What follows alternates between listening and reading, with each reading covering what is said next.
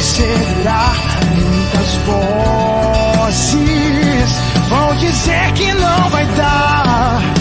Sempre persista, não importa o que vão dizer, só nunca desista do sonho que existe em você.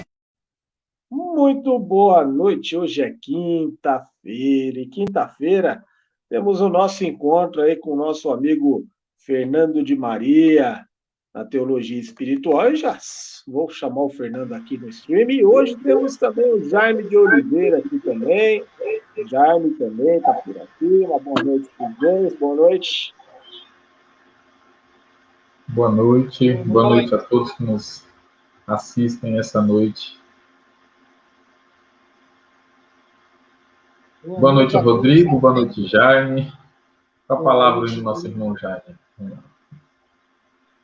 Graças a Deus. O Jaime vai dar um recadinho para a gente sobre a Corrente do Bem, sobre a campanha que está rolando aqui no Canal Dons, na página da Comunidade de São José, nas demais redes sociais. Nesse exato momento aqui, já estou acessando as páginas a qual será transmitido esta live desta noite. Será transmitido pelas seguintes páginas da Comunidade de São José daqui a pouquinho, lá no Dons TV. Teremos também a página Permita-se hoje também nessa transmissão e a página Comunidade Olhar de Misericórdia. E esse anúncio é muito importante, assim que tiver ao vivo nessas páginas, além, é claro, aqui do canal Dons, o pessoal está acompanhando, né? O pessoal da Comunidade Olhar de Misericórdia, nesse exato momento, já está acompanhando. O pessoal da Comunidade São José também já está acompanhando aqui, já acessei. E a página Permita-se também. Bom, estamos ao vivo aí nas demais páginas, são 6 páginas acompanhando aqui na nossa região. Jaime de Oliveira, fica à vontade, vamos falar um pouquinho desta Corrente do Bem, esta campanha que começou, está começando, está engateando, mas já começou para valer essa semana. Graças a Deus, Rodrigo. Essa campanha da gente aí, a gente estamos com muitas famílias sofrendo, muitas famílias desamparadas, e o que a gente pretende é a gente tirar essas famílias desse sofrimento todos que estão passando, dessa epidemia, de muita gente perdendo família, e não é só isso, a gente estamos também com a fome. A fome está machucando muitos pais de família, muitas mães de família, muitas comunidades, e a gente carrega isso aí já há 15 meses.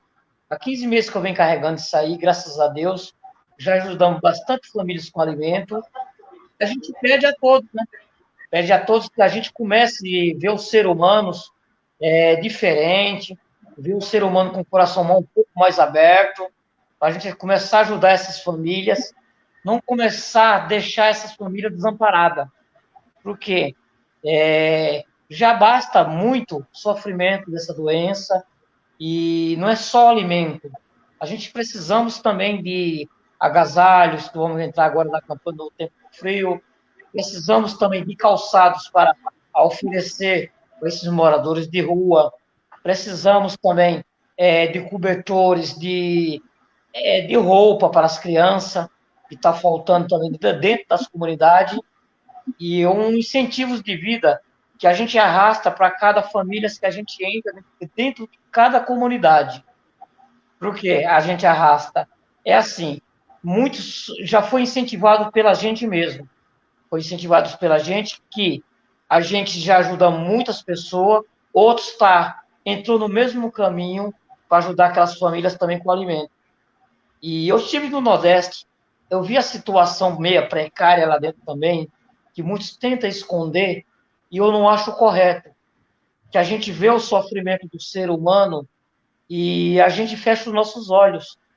Por que a gente fecha os nossos olhos? Porque a gente acha que isso não é dever nosso, mas a gente que tem aquela bondade no coração da gente, a gente não quer ver um ser humano, uma criança que mora dentro de uma comunidade sofrendo.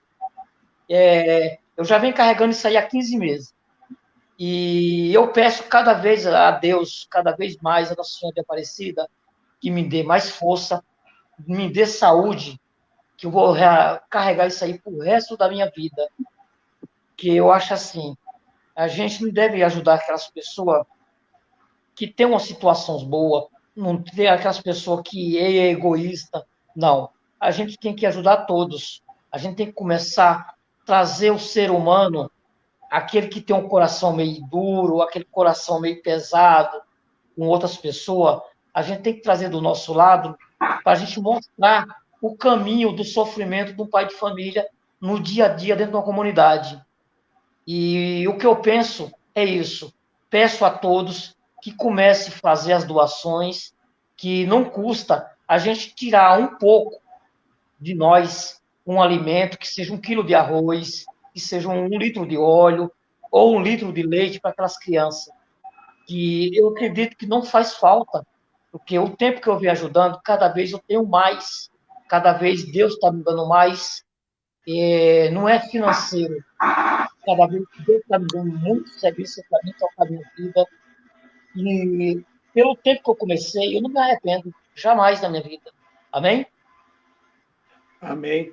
E quem quiser colaborar, gente, é facinho, pode encaminhar no endereço que passa abaixo, tem todas as informações em nossas páginas, em publicações fixadas, lá tem um número de telefone para entrar em contato, e se também não quiser, mas eu não vou entregar para vocês, prefiro fazer de uma outra forma, não tem problema, entregue na sua paróquia mais próxima, você vai estar ajudando da mesma maneira. A gente está fazendo a campanha aqui no Dons, mas todas as igrejas têm os grupos já, Cáritas, Vicentinos, que cuidam desta área da igreja, né?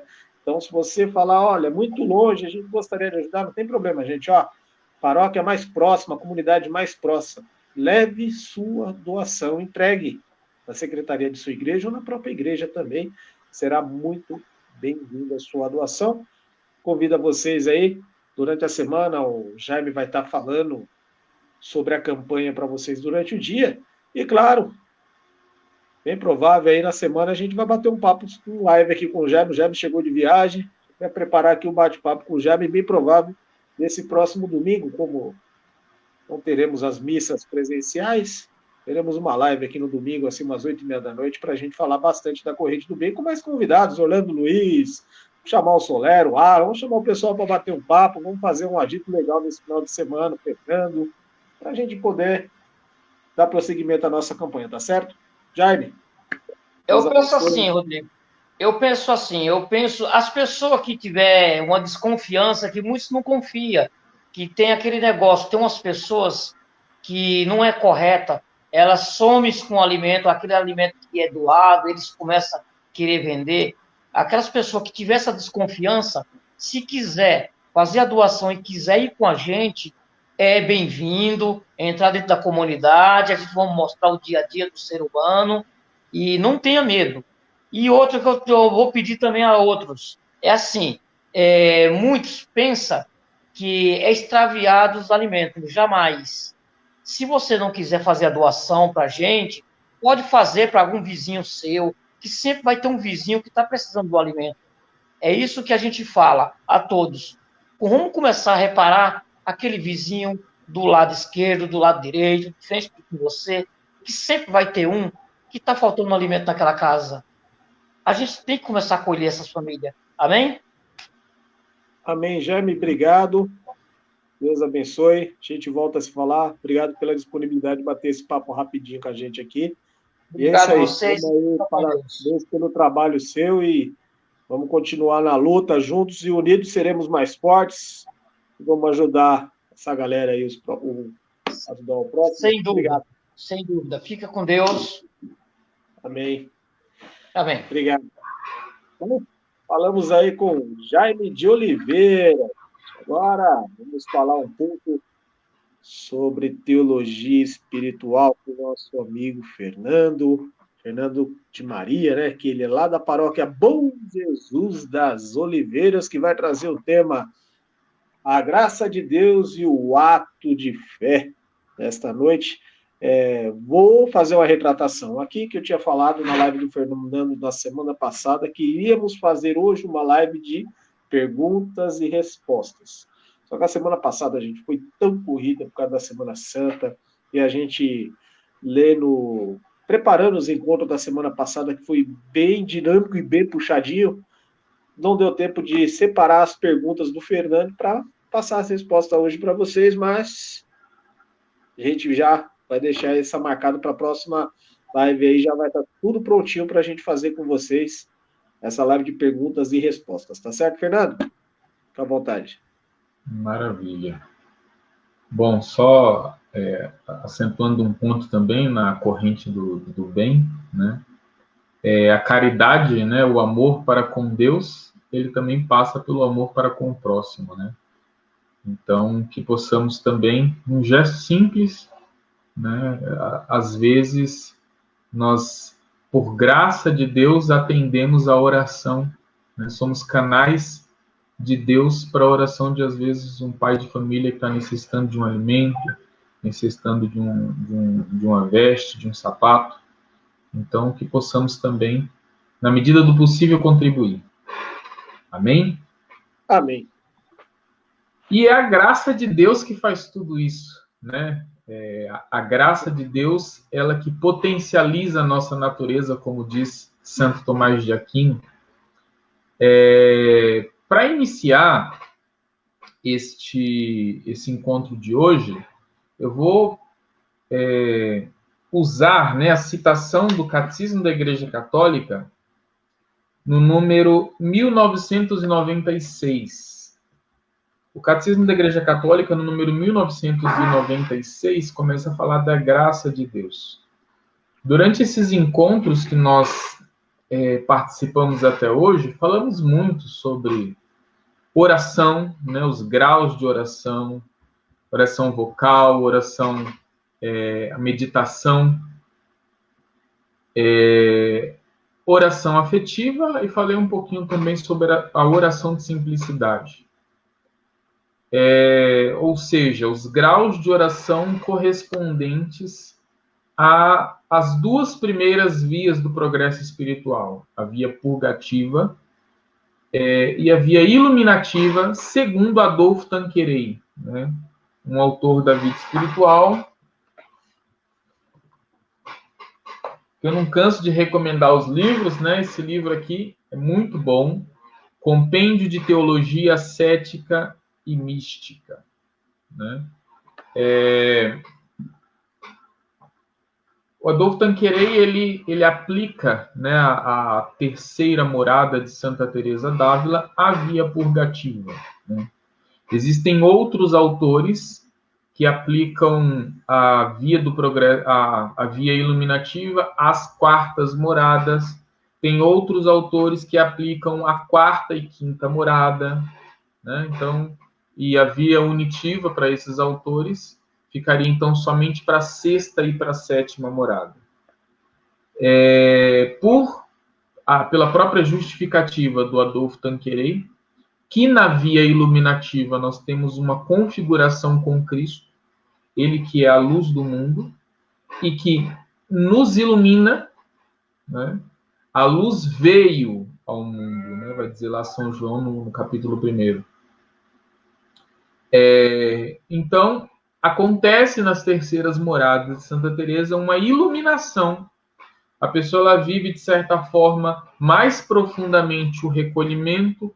A caridade ela começa a ter as primeiras ações na vida da pessoa, né, de forma ativa, né? Com a oração afetiva e a oração de simplicidade, os atos de fé que a pessoa faz provocam, né, a caridade divina, né? A caridade de Deus, ela vem na vida da pessoa, a pessoa ela faz para com Deus os atos da vontade, né? A vontade que está mais ligada com a caridade, com o amor, né?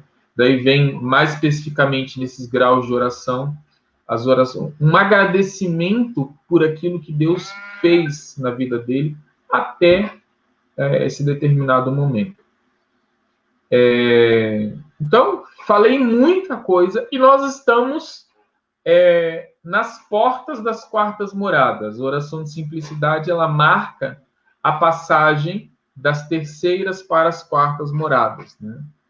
Para a entrada na via unitiva, para a entrada nas quartas moradas, que é onde começam as primeiras orações contemplativas, né? A oração de recolhimento infuso e a oração de quietude, né? Essas duas orações se encontram nas quartas moradas. Porém, eu gostaria, de um modo especial, de voltar um pouquinho atrás, não para rever, reler, né? Mas para frisar uma coisa que é importantíssima e que acompanha a vida da pessoa das primeiras às sétimas moradas, né? Que é a graça de Deus e o ato de fé. A graça de Deus, ela nos acompanha durante toda a nossa vida, mesmo antes do batismo, né? Antes do batismo, a graça suficiente, né? No meu caso, eu fui batizado, já era adulto, né? Embora a minha mãe sempre foi católica, né? Nós não tínhamos o hábito de participar da igreja. Minha mãe vivia muito em casa, saía muito pouco. Automaticamente nós não saíamos muito de casa.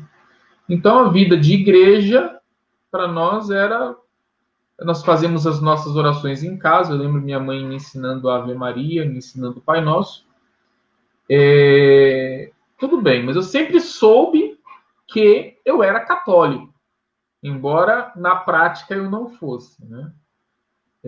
Minha irmã começou primeiro a participar da igreja e ela, em determinado momento, me convidou para participar. Eu comecei a participar como operador de som da igreja, como músico na igreja, muito antes de ser batizado, olha só. Aí, de repente, eu tive a minha primeira experiência com Deus, antes mesmo de ser batizado. Essa minha experiência com Deus, que num outro momento eu posso falar sobre ela, eu fui ali fisgado por Deus. Não tinha mais escapatória para a minha vida, não tinha mais possibilidade de eu querer uma outra vida a não ser com Deus. Fui por minha conta própria, busquei os primeiros sacramentos, busquei o batismo, busquei a primeira comunhão, busquei a crisma, né? Sempre desejando crescer mais, né? na vida com Deus. Então, a graça de Deus me atingiu antes de eu receber o primeiro sacramento, né? Se for ver no meu passado, antes do meu batismo, eu posso enxergar as ações de Deus me chamando para Ele, né? Então, esta que é conhecida como a graça suficiente, que é aquela dada para que Deus concede, que está presente na vida do ser humano para trazer o ser humano para Deus, né? Para converter os corações. Ninguém converte o seu coração para Deus sem que a ação primeira não seja de Deus, né? A ação primeira sempre é de Deus. Ele nos amou por primeiro, né? Está lá na primeira carta de São João. Então, é Ele que nos chama, né? Ele morreu por nós quando ainda éramos pecadores, né? Então, essa graça de Deus, ela chega de um modo especial a transformar a nossa natureza quando nós recebemos o batismo, né? E eu vou ler aqui o número 1996 do Catecismo da Igreja Católica.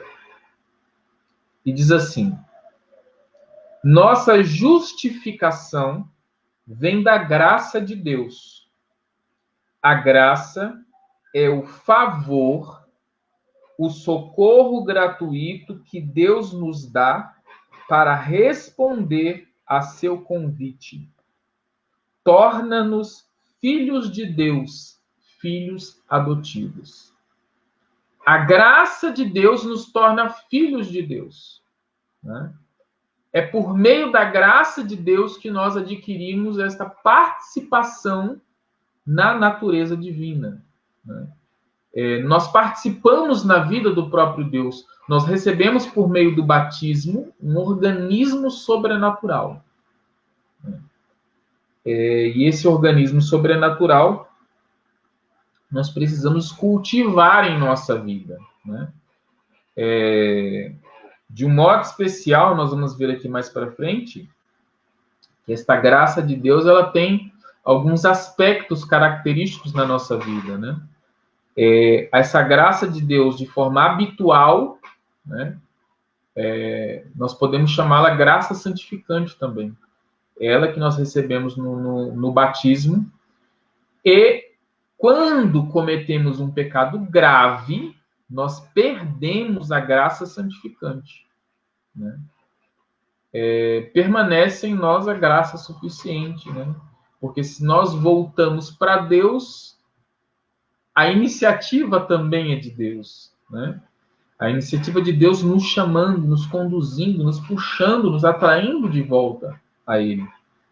Vem por meio da graça dele. Então, filhos adotivos, participantes da natureza divina, da vida eterna. A graça nos faz participantes da natureza divina e nos faz participar da vida eterna. E continua no número 1997. A graça é uma participação na vida divina. Introduz-nos na intimidade da vida trinitária. Pelo batismo, o cristão tem parte na graça de Cristo, cabeça da igreja, como filho adotivo. Pode doravante chamar a Deus de Pai, em união com o Filho único. Recebe a vida do Espírito, que nele infunde a caridade e forma a igreja. Esta vocação para a vida eterna é sobrenatural, ou seja, a graça em nós, que é uma vocação à vida eterna, é sobrenatural, aquilo que eu dizia do organismo sobrenatural que nós recebemos. Depende integralmente da iniciativa gratuita de Deus, pois apenas ele pode se revelar e dar-se a si mesmo. Esta vocação ultrapassa as capacidades da inteligência e as forças da vontade do homem, como também de qualquer criatura. Ou seja, o que a graça nos dá, nós não conseguiríamos por meio da nossa inteligência, da nossa vontade, né?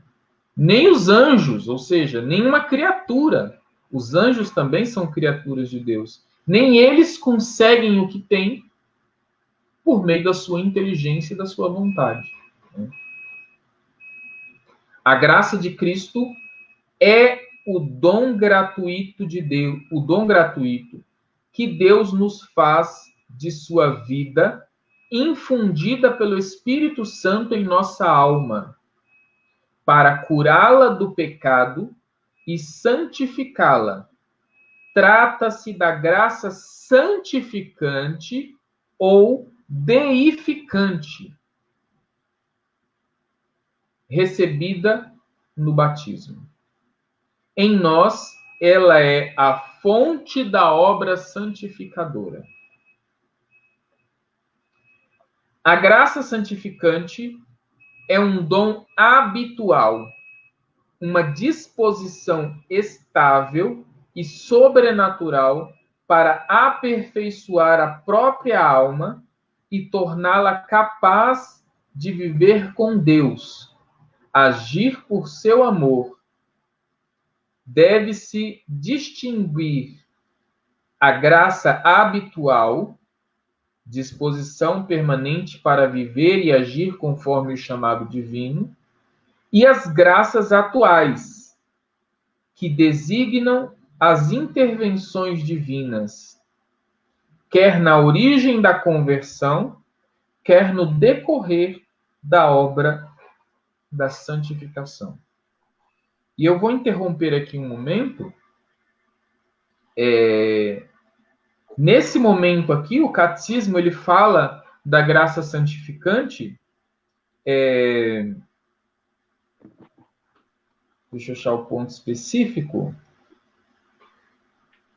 A graça santificante é um dom habitual, uma disposição estável e sobrenatural para aperfeiçoar a própria alma e torná-la capaz de viver com Deus, agir por seu amor. Deve-se distinguir a graça habitual, disposição permanente para viver e agir conforme o chamado divino, e as graças atuais, né? Distinção entre graça, essa graça santificante ou habitual, e a graça atual, ela é bem específica, né? E até entra a importância do segundo ponto, né, do nosso encontro de hoje, que é o ato de fé. A graça santificante, né, vou colocar assim, nós temos a graça santificante e a graça habitual, né? São, digamos assim, as duas operações específicas da graça de Deus em nossa alma, né?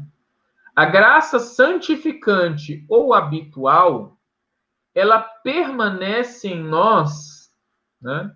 Só que, de certa forma, em alguns casos específicos, né, dependendo de como se vive, ela permanece em nós como que estivesse adormecida. Por quê? Porque nós vemos, por exemplo, na vida dos santos, a graça santificante, que ela, não somente ela é um estado sem mudanças, né? A graça santificante, ela tem que crescer na nossa vida, né? Nós crescemos na graça santificante. Então, para algumas pessoas, a graça santificante permanece quase como que adormecida. É como os dons do Espírito Santo que nós recebemos no batismo, né? O dom de ciência, o dom de sabedoria, né? Os dons do Espírito Santo, nós vemos eles agirem de forma,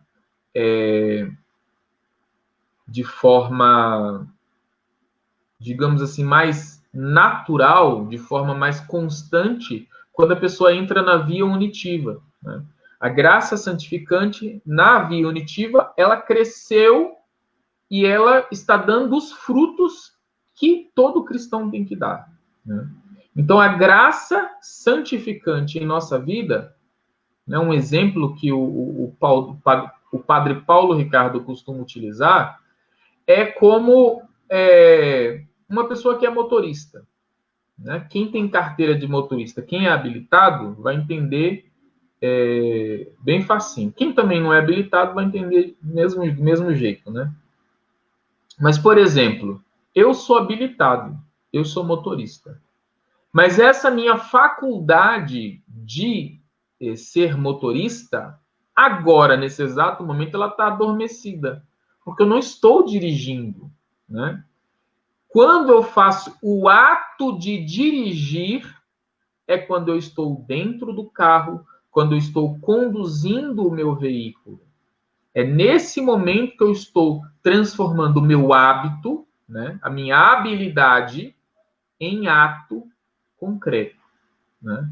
Então, a graça santificante em nossa vida, ela necessita de ser atualizada. Como nós atualizamos, né, a graça santificante em nossa vida?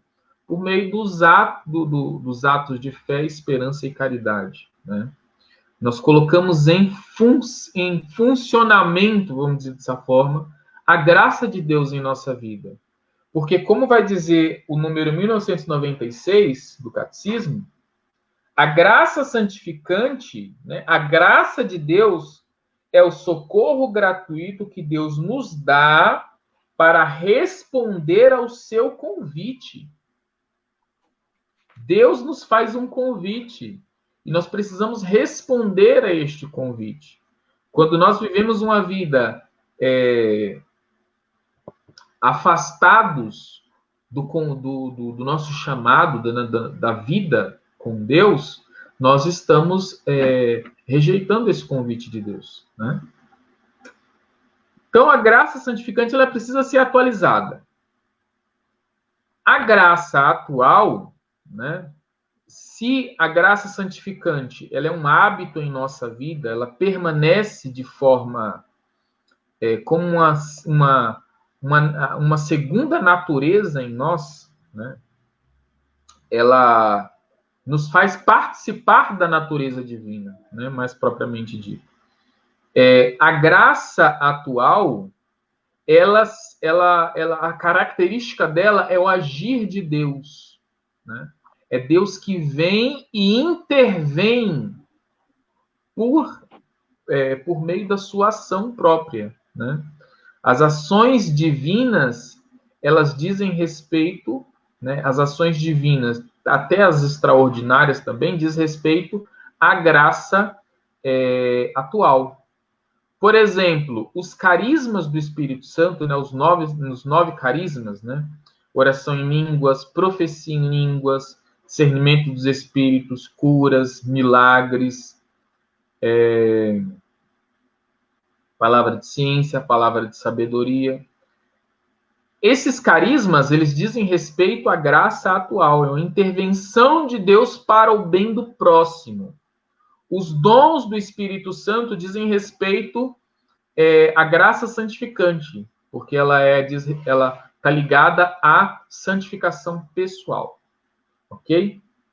O que acontece é o seguinte, o nosso progresso espiritual está mais ligado à graça santificante do que à graça atual. Quando eu me santifico, né? Ou seja, quando eu me deixo ser santificado por Deus, eu estou crescendo na graça atual.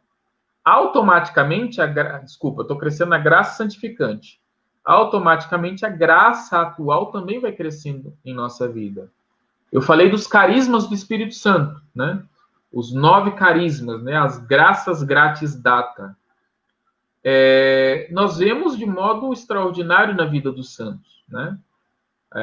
Os dons de cura, os dons de milagres, né? Oração em línguas. São Francisco de Assis orava em línguas, né?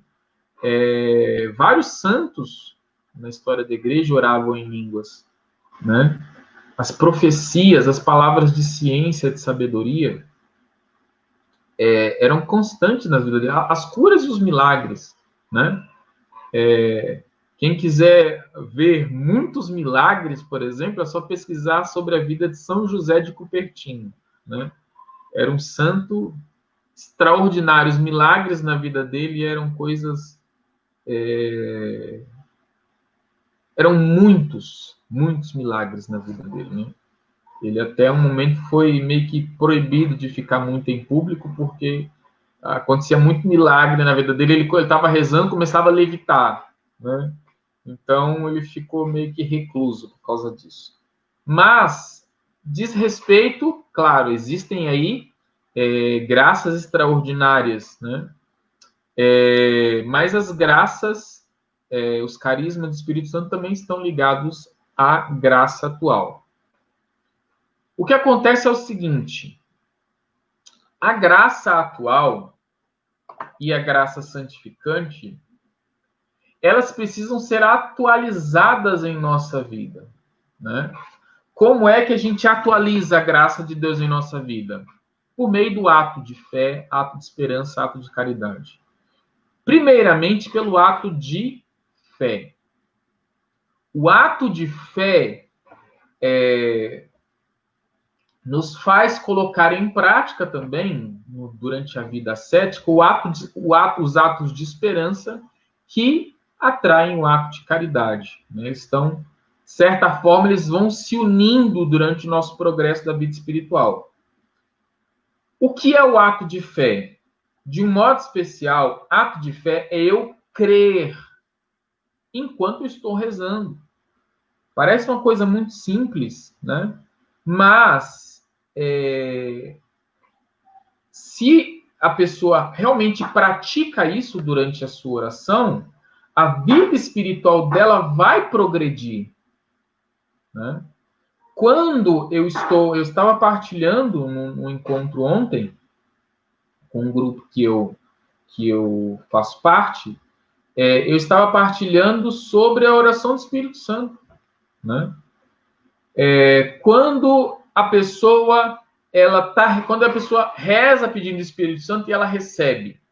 Muitos vão dizer, não, eu recebo quando eu sinto o Espírito Santo vindo, repousando sobre mim, eu sinto arrepio, eu sinto um calor, eu sinto alguma coisa. Mas essa não é a forma correta da gente ter fé. Fé é o fundamento da esperança, é a certeza a respeito daquilo que não se vê. Né? Então, eu fazer um ato de fé é eu crer que o Espírito Santo vem, eu sentindo ou não. Sentir não faz diferença. Não faz diferença sentir. Quando é que a oração foi boa? É quando eu senti algo. Muitos de nós somos tentados a acreditar que a oração foi boa quando a gente sentiu alguma coisa. Não. Não é assim que funciona. Quando a gente sente algo, é uma permissão divina para nós, de certa forma, sabermos o que sempre acontece em nossa alma. Quando eu estou em oração, quando eu estou em intimidade com Deus, a minha união com Deus, ela já está acontecendo. Né? Quando é que começa a nossa união com Deus da oração? Sentindo ou não? Em nome do Pai, do Filho e do Espírito Santo. Então, na nossa oração pessoal, quando eu fizer em nome do Pai, do Filho e do Espírito Santo, eu preciso crer que eu estou sendo selado pela Santíssima Trindade. Eu preciso crer que eu, naquele momento, estou fazendo uma ação em nome do Pai. Eu estou fazendo uma ação em nome de Deus. Eu estou me colocando ali naquele momento em nome do Pai. Eu estou me colocando em nome do Filho. Eu estou me colocando em nome do Espírito Santo. A Santíssima Trindade, ela se faz presente nesse momento. Né? A Santíssima Trindade se faz presente nesse momento. Antes disso, é claro, ela se faz presente em nós por meio da inabitação trinitária. Né? As 3 pessoas da Santíssima Trindade habitam em nós. Só que neste momento, quando eu faço em nome do Pai, do Filho e do Espírito Santo, eu estou fazendo um ato de fé na presença da Santíssima Trindade.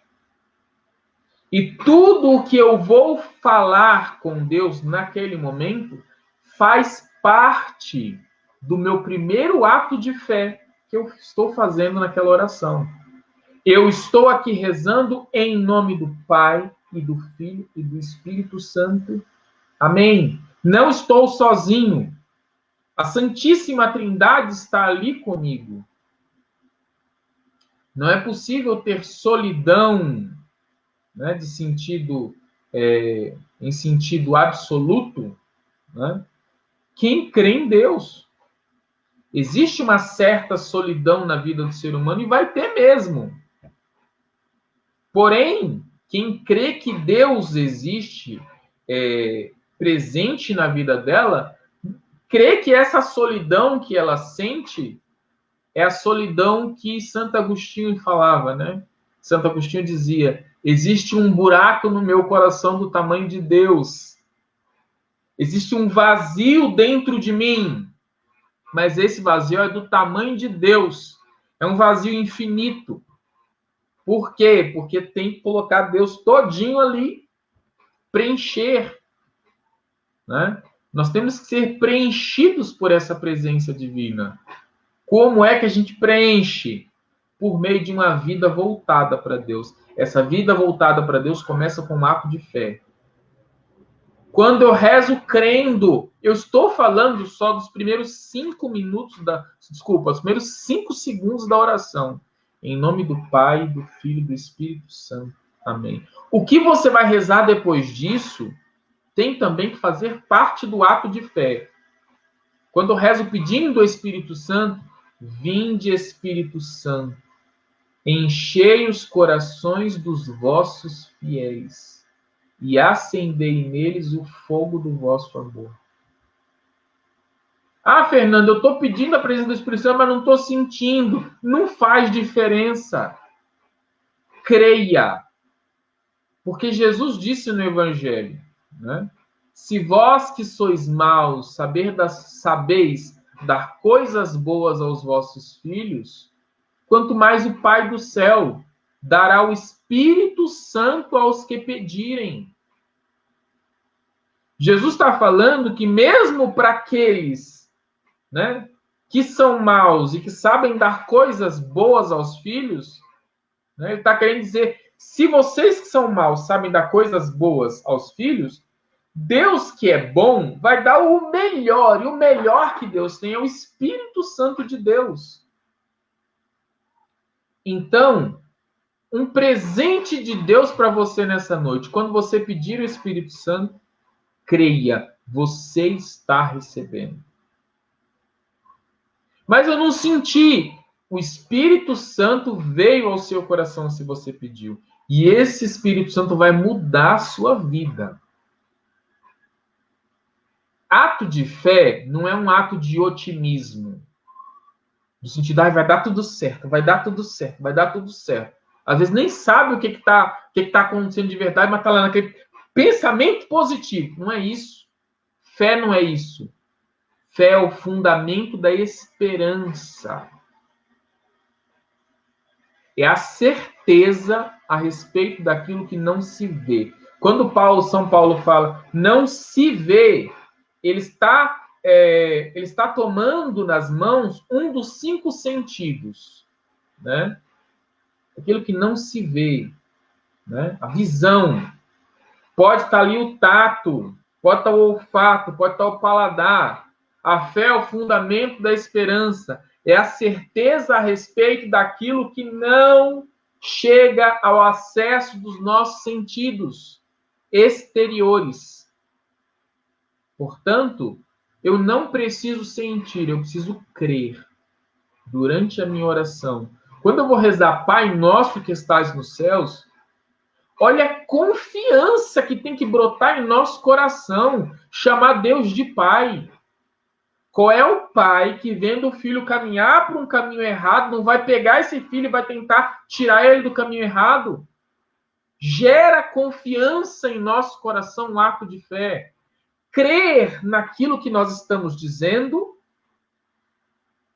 e crer naquele que a gente começa fazendo um ato de fé. Na nossa oração a gente começa em nome do Pai, do Filho e do Espírito Santo. Amém. Crer que a Santíssima Trindade se fará presente durante toda a nossa oração. Crer na presença de Deus ali. Às vezes até proferir com as nossas palavras, né? Eu creio que eu estou diante de Deus, que é Pai, Filho e Espírito Santo. E este ato de fé atualiza em nós o hábito de crer.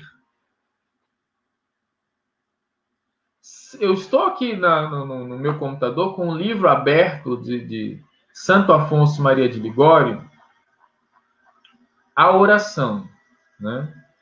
Eu não vou entrar nas palavras do livro, mas eu vou só citar uma coisa. Existe um momento no livro que ele faz a citação de Santo Agostinho e de Santo Tomás de Aquino, dizendo da importância do crer para a salvação.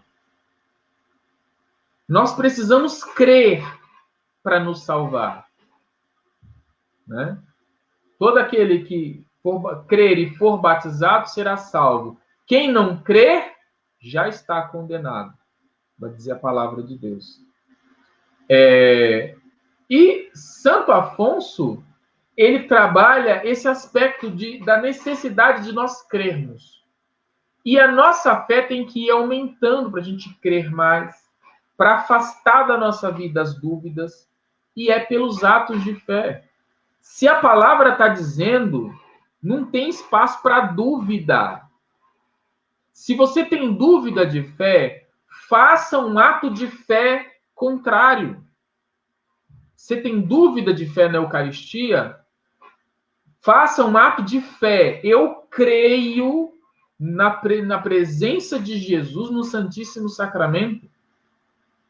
Você tem dúvida de fé sobre o Espírito Santo? Faça um ato de fé. Eu creio no Espírito Santo. E viva esse ato de fé, né?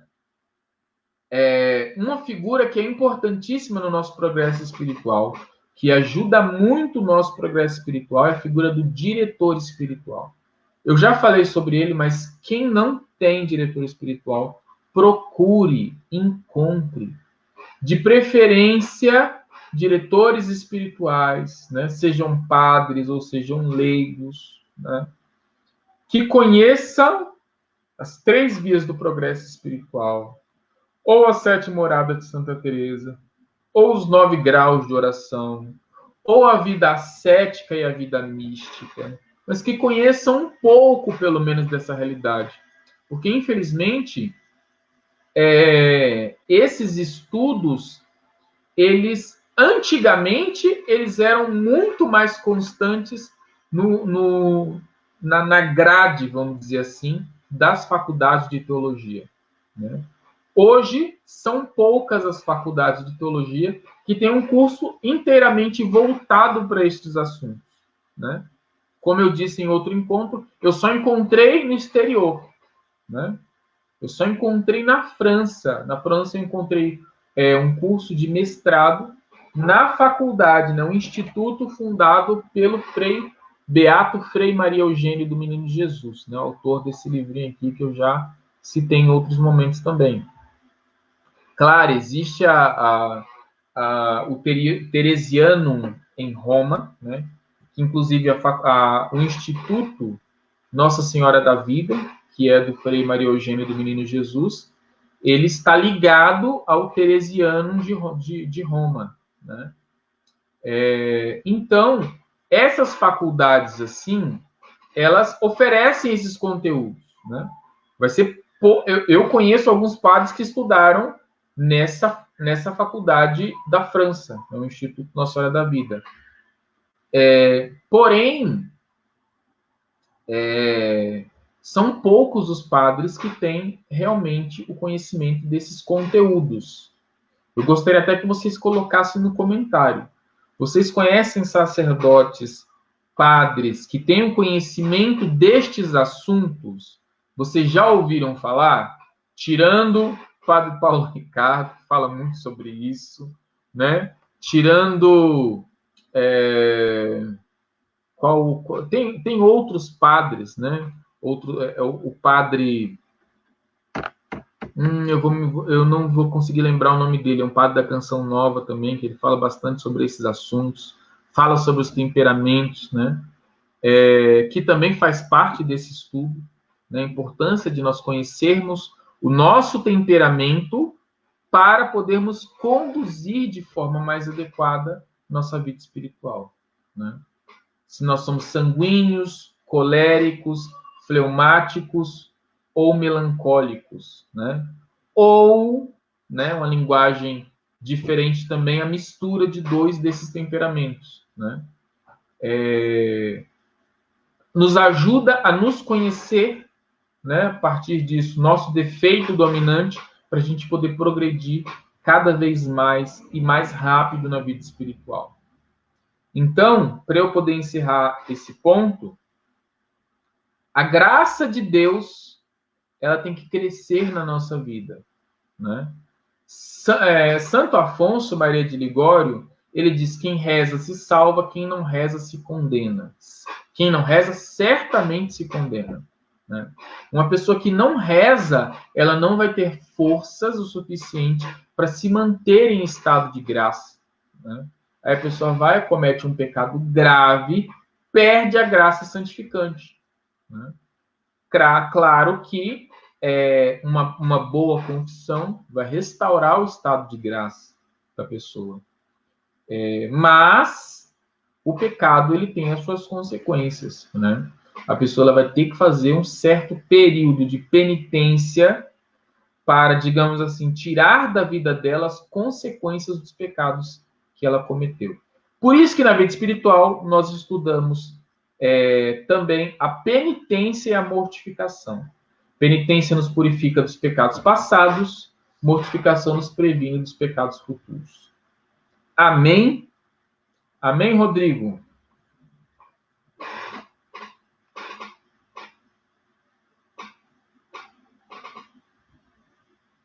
Eu desligo a câmera para não dar interferência. Estou acompanhando os comentários da galera, tem uns comentários bacanas aqui.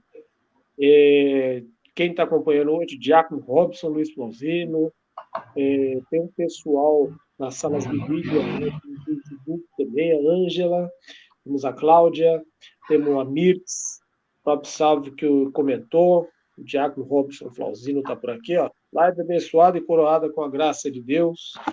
E aí, já vem. Perguntas na tela aqui, para mim, é maravilhoso. Quando manda nesse lado, eu fico feliz pra caramba. Porque não precisa caçar, né? Fica mais fácil para a gente mostrar para o Fernando. Ó, não tem como alcançar a graça se não tiver fé, correto? É a pergunta dele. Bom, a graça de Deus ela é um dom, assim como a fé também é um dom, né? Antes da fé, vem o convite de Deus para que a pessoa tenha fé, né? Para que a pessoa se abra a este dom da fé, né? Existe até um dos Santo Tomás de Aquino, ele fala sobre a oração infalível, né? Que é a oração que a pessoa, se ela pedir, ela alcança. É infalível. E uma das coisas é a fé. Se a pessoa pedir fé, ela receberá a fé. Porém, o que antecede esse pedido é a graça de Deus, né? De um modo especial, a graça suficiente que eu havia comentado, que é aquela graça em que Deus ele vai concedendo na vida da pessoa para trazer a pessoa para Deus. Nós não podemos pensar de forma alguma que o nosso primeiro ato em direção a Deus é um ato nosso, né? É um ato que a ação primeira ela vem de Deus, né? Então, o que antecede é a graça, né? É claro que a pessoa, por exemplo, ela pede o batismo, no qual ela recebe a graça santificante, isso quando é adulta. Quando é criança, são os pais que pedem por ela, né? Então, a fé que ela tem, ela é garantida pelos pais. São os pais que assumem o compromisso diante de Deus de educá-la na fé, né? Então, digamos, nesse ponto que o que antecede é a graça de Deus, né? Essa ação primeira de Deus. É o mesmo compromisso que os padrinhos assumem no dia do batismo. É isso aí. Diácono Robson Luiz Flauzino, ele coloca, eu tenho uma pergunta. Qual a morada de São Bento? Que São Bento estava? Bom, é meio difícil, né, da gente poder identificar, né? É assim, eu já li algumas coisas sobre São Bento, né? Porém, eu não conheço tão bem a história de São Bento para arriscar alguma coisa, né? Como, digamos assim, ele que inaugura, né, a vida monástica, ele com certeza estava num grau, numa morada bem elevada, né? Ele com certeza já tinha passado ali da quinta morada, né? Mas eu não vou sugerir nenhuma outra morada para São Bento, né? Seria até um disparate, né? Com certeza os estudiosos de São Bento.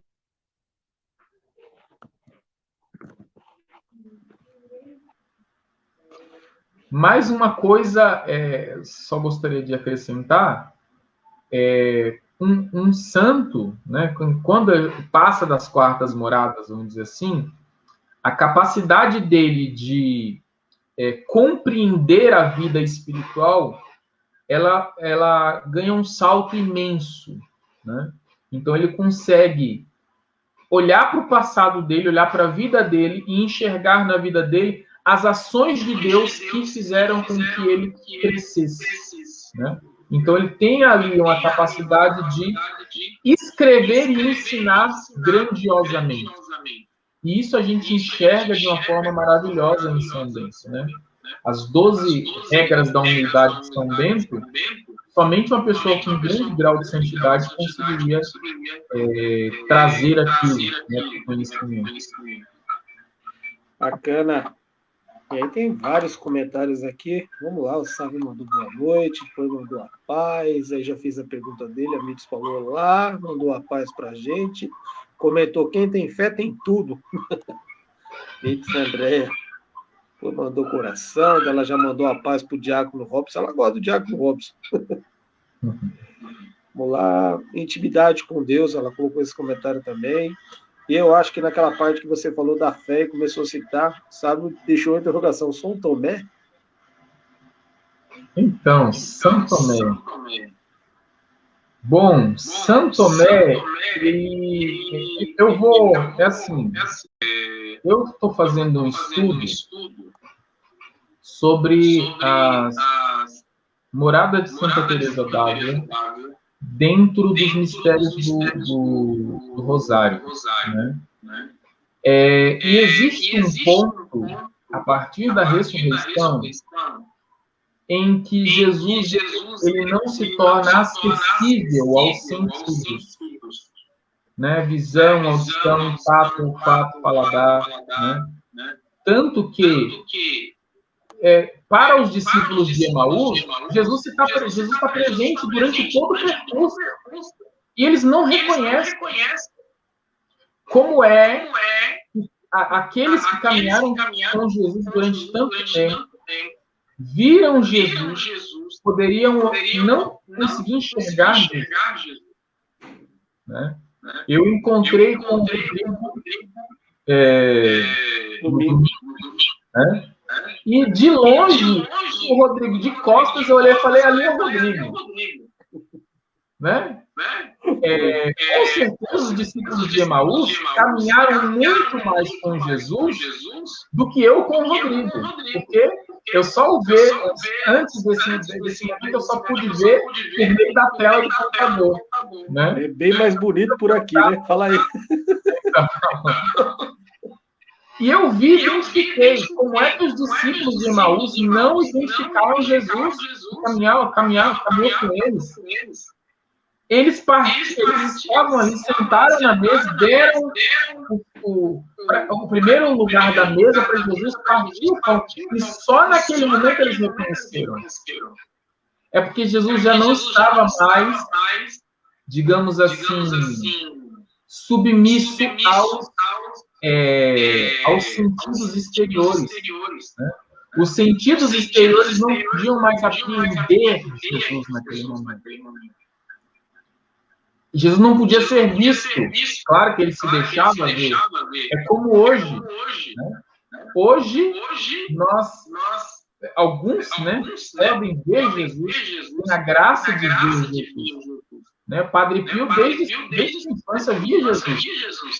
Né? Mas porque Jesus se permitiu isso.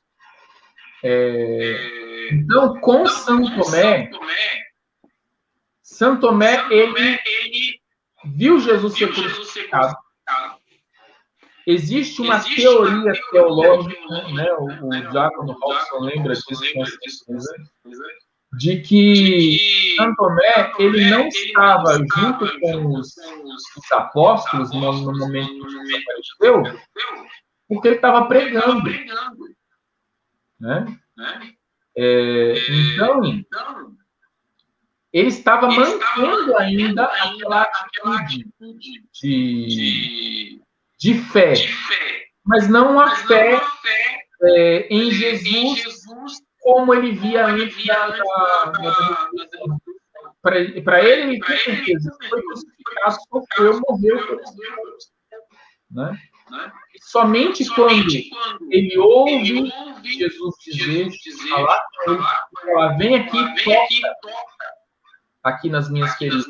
Nós vamos ler o Evangelho nós vamos ver que Santo Tomé ele não chega a tocar, né? Alguns autores falam que ele tocou, mas o Evangelho não diz nenhum que Tomé tocou. Então, naquele momento, a partir daquele momento, Santo Tomé ele vê que não pode ser, Jesus não pode ser mais compreendido no meio dos sentidos. Não é mais pelo tato, pelo tocar em Jesus. Não é mais pelo ver Jesus, mas é algo superior a isso. Né? É pela fé.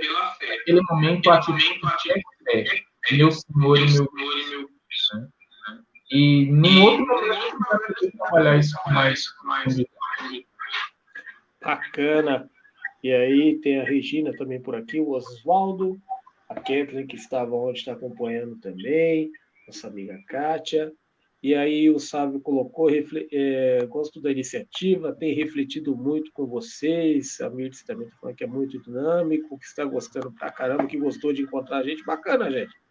A gente fica muito feliz de estar passando esta formação para vocês aqui de uma forma, eu gosto de falar um pouco inovadora, né, Fernando? Porque é o seguinte, dificilmente, a gente hoje em dia encontra, aliás, muitas lives de todo quanto é gente, bate-papo, live, tem live de todo jeito hoje em dia, tem live de gente até cozinhando, live mostrando chuva, live de todo jeito. Até essa semana eu vi a live do cachorrinho, rapaz. Até o cachorrinho faz live. Não, ele fica na frente da câmera, bacana, eu vi. Legal, para ver. Nós aqui do Nós, a gente procura levar um conteúdo diferente nesta parte formativa. Eu vi um comentário por aqui, interessante. Hoje em dia procuro conhecimento, informações e palestra aberta como esta. Então, as pessoas procuram esse tipo de formação, é uma maneira de se aprofundar dentro da nossa religião, que é riquíssima, gente, é riquíssima. Eu vou na missa, tá bom, não, com certeza a Santa Missa é o ápice, né, da nossa religião, a consagração da Eucaristia, mas nada te impede de você procurar o aprofundamento. A história é riquíssima. Se você começa a pegar lá atrás, a história. Hoje estavam falando do Concílio do Vaticano II, o diácono Paulo Rosa e o diácono Robson Flauzino. Aí eles vão entrar nesse tema na próxima semana, que eles vão começar a me deixar curioso, rapaz, que eu já tenho que começar a pesquisar sobre isso, que eu fiquei curioso. Por que o padre celebrava olhando para frente, de costa para a Assembleia? Porque era só em latim. Aí depois vem a história, começa a mudar nas línguas do país, as missas celebradas de acordo com a língua do país, e aí vai mudando aquele contexto litúrgico. E aí foram falando dos temas que eles vão falar, isso desperta, é muito interessante, gente, é muito interessante saber. Aprofundar o Fernando. Fernando é estudioso, ele é livro, é formação, ele está fazendo um outro estudo que ele já falou, tem grupo de estudo, gente, é aprofundamento na nossa religião que é riquíssima. Riquíssima mesmo. Exatamente. Crescer, né? Eu falei ontem para o pessoal, e não tem como crescer espiritualmente sem crescer intelectualmente. E não tem como crescer intelectualmente sem crescer espiritualmente. Né? Então, às vezes, 15 minutos de leitura de um livro bom já ajuda imensamente a vida da pessoa. Né?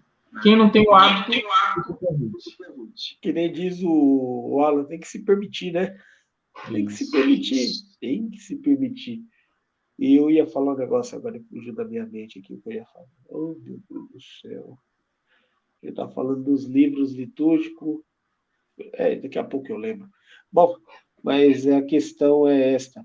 Então, são lives assim abertas para vocês. Mas na igreja tem? Gente, tem a catequese de crisma, tem a catequese de adulto, tem a pré-catequese. Você encontra diversas palestras, às vezes do ECC, né? pessoal lá do Encontro de Casais, né? Tem bastante palestra, e tem lá a Pastoral da Juventude com palestra para jovens, sempre tem aqueles encontros com dinâmica. Mas em palestra aprofundada, normalmente é um curso de teologia que a igreja às vezes oferece de uma forma comunitária, uma vez ou outra, aquela semana de estudos, né? Geralmente 15, 20 dias, e às vezes nunca dá para todo mundo participar, porque o horário é complicado. Aqui não, aqui você acompanha, gente, ó, já começou nas moradas, aí hoje já estamos partindo para essa parte Graça e Paz. O Fernando acho que vai ficar, acho que nessa linha por um tempo agora, né? Então, nós vamos começar a tratar sobre a vida mística. Vida mística. Sabendo que o assunto anterior, a vida ativa, não foi encerrado, né? Porque o ideal mesmo seria, durante os encontros, as pessoas já irem progredindo na vida espiritual. Esse seria o ideal. Só que nós não temos tempo suficiente para isso. Teria que ser pelo menos 1 ano de estudo na primeira morada, 1 ano de estudo na segunda, né? Porque leva tempo. Santa Teresa ficou 14 anos nas terceiras moradas. Só por aí a gente vai. E a gente já está indo para as quartas no estudo, né?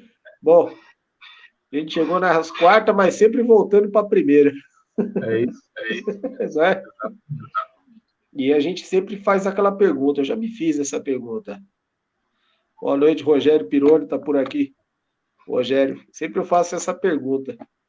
Já se perguntou em qual morada estamos? Já se perguntou, Fernando? Qual morada estamos? Outro dia eu estava refletindo sozinho. Eu falei, meu, que morada que eu me encontro? Tem um ponto que é importante. Nós precisamos, né, por certeza moral, né, pelo menos ter a certeza moral de que estamos na primeira morada. Pelo menos. Por quê? Existe no Concílio de Trento foi tratado sobre a certeza da salvação, né? Automaticamente certeza de estar em estado de graça. E foi tratado que existem 2 extremos: a desesperança de não ter certeza nenhuma. Não posso ter certeza de que eu estou em estado de graça. Estar em estado de graça, até o momento da morte, é claro, significa que se eu morrer, eu vou para o céu. Isso é promessa de Deus, né? A Igreja da Igreja Católica diz que não está em estado de graça, quando morre, desce imediatamente ao inferno. Então, eu não posso ter a certeza de que eu estou em estado de graça, mas eu posso ter a certeza moral. Qual é a certeza moral? Eu busquei uma confissão, uma boa confissão, eu não estou escondendo pecado na minha vida. Se eu estou escondendo pecado na minha vida, pode ser que eu não esteja em estado de graça. Então eu fico numa incerteza, pode gerar desesperança, para não dizer desespero, em algumas pessoas, principalmente nesses momentos que nós estamos vivendo, né? Houve-se muitos casos de pessoas que do nada, infelizmente, perdem a vida, né? Um período muito curto. Então, precisamos realmente ter a certeza moral. Qual é a certeza moral? Aquilo que Deus me pede, o básico, que é não pecar contra os 10 mandamentos, não fazer o máximo. Se eu pecar, me confessar. Obedecer os mandamentos da lei de Deus e os mandamentos de Deus. Amém? Amém. Boa noite também quem está por aqui, gente. Olha aí. Diácono. Cadê? Diácono Paulo Rosa também por aqui. Boa noite, Diácono. Obrigado por prestigiar, estar passado por aqui. Diácono Paulo Rosa, que também está conosco agora aqui no Dons. Diácono Paulo Rosa. Já temos agora. O time está aumentando. Alan de Souza, Diácono Flauzino, Diácono Paulo Rosa, Fernando Solé, Orlando Luiz, e o professor e o Bruno. Já são 8. E por falar em Orlando Luiz, amanhã, depois de 4 meses, Orlando Luiz estará de volta, 10 da noite amanhã. Resumindo com Orlando Luiz, rapaziada. E o Orlando Luiz, amanhã, Deus abençoe a todos vocês. Obrigado. Amém, diácono. E o Orlando Luiz, gente, amanhã vai estar conosco no Resumindo. E bem provável que ele vai falar de práticas litúrgicas. Eita, Orlando que gosta de uma confusão, né? Mas vamos lá, né? Vai voltar. Vai voltar daquele jeito, Orlandão. Já que o Paulo Rosa estará conosco na terça-feira para continuar, né? Nossos encontros sobre o Concílio do Vaticano II vai ser bacana.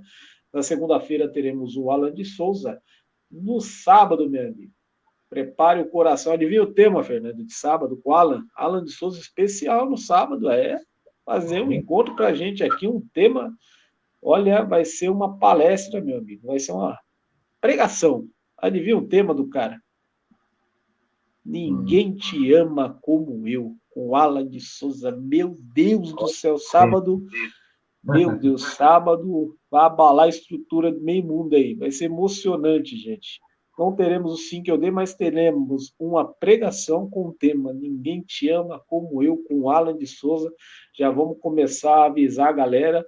É imperdível essa pregação para você na noite de sábado. Sim que eu dei, vai ter, Rodrigo? Vai. No outro sábado, Caio estará conosco, Caio Roberto estará conosco no Sim que eu dei. No outro sábado, aí é uma pregação. A gente vai ter lá uma pregação, um testemunho, uma pregação, um testemunho. E o Fernando volta conosco, claro, nas quinta-feiras já é de costume, por enquanto, né? Por enquanto, enquanto ele falar que tá vivo, a gente tá assim, ó. E tá na quinta-feira, vai vir falar conosco. Então, muito obrigado a quem acompanhou até agora a live conosco, né? A galera participou legal, todos que participaram, compartilharam, deixaram o seu comentário. Gente, acesse a nossa página do canal Dons. A primeira publicação está fixada, é a Corrente do Bem. Compartilhe, gente. Compartilhe com 2, 3 amigos. Vamos espalhar. Ah, mas compartilhar, ajuda, gente. Compartilha. Quanto mais as pessoas verem, é melhor. A pessoa vai bater o olho, sempre alguém vai ajudar a gente. Sempre vai ter uma mão para estender e ajudar nesse momento aí a galera que está precisando, as famílias estão necessitando mesmo. No domingo, eu encontrei o Fernando lá na paróquia, eu não sei se ele viu no começo da celebração, ele estava ajudando a guardar as doações lá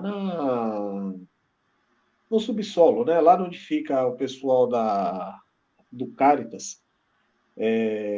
As doações de cesta básica, né, que a igreja recebeu do supermercado Açaí. Muito bacana a iniciativa do supermercado Açaí. Fez algumas doações e de bom coração aí o pessoal já deixa os agradecimentos, a gente também agradece, porque, olha, aumentou muito a demanda nesse tempo difícil e amanhã pode ter certeza aí que o cara vai fechar mais 15 dias e vamos ter que ajudar mesmo. Mão na massa aí, vamos ajudar a galera, não tá fácil não. Vamos pegar com Deus e vamos para cima, né, Fernando? É isso aí. É isso aí. Fernando, obrigado. Deus abençoe. Amém. Um abraço para todos. Dons é Deus que nos conduz. Tchau, tchau, gente. Tchau, boa noite a todos.